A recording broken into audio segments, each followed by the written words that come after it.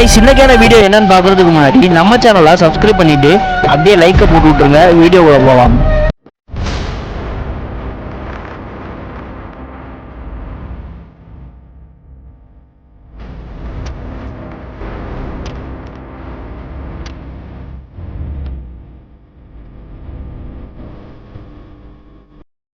நூறாண்டு காலமாக சொல்லப்பட்டு வந்துட்டு இருக்கிற ஒரு பலி கதையா இல்லைன்னா உண்மையான சபதமா?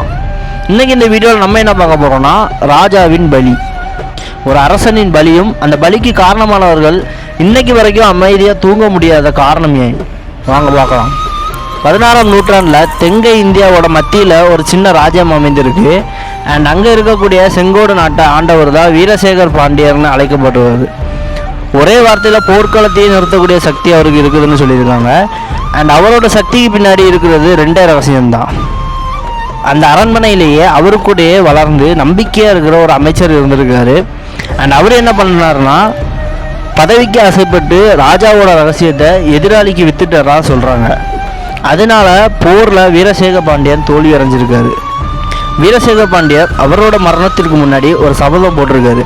அது என்னன்னா, என்னை வஞ்சித்தவர்கள் ஒவ்வொருவரையும் என் உருவம் பின்தொடரும், அவரோட நாட்டை விற்றவர்கள் எல்லாரும் நிம்மதியாக தூங்க முடியாதுன்னு அதுக்கு சாட்சி அவரோட நிழலையே வச்சுட்டு இறந்துருக்கிறாரு.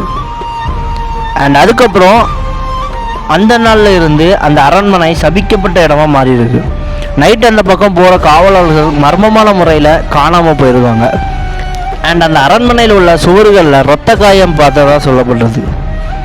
அப்புறம் சில பேர் வீரசேகர பாண்டியர் ஒரு கையில் வாள் ஏந்தி நடந்து போகிற மாதிரி உருவத்தை பார்த்ததா சொல்லியிருக்காங்க.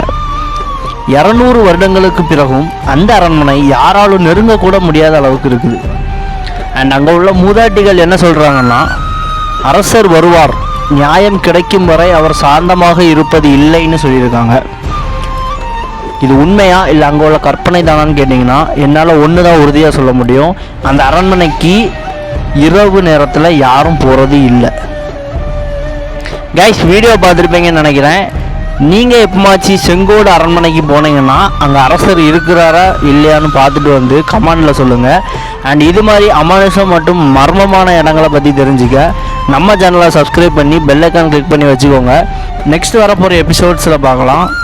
Gain right. தேங்க்ஸ் ஃபார் வாட்சிங் கைஸ்.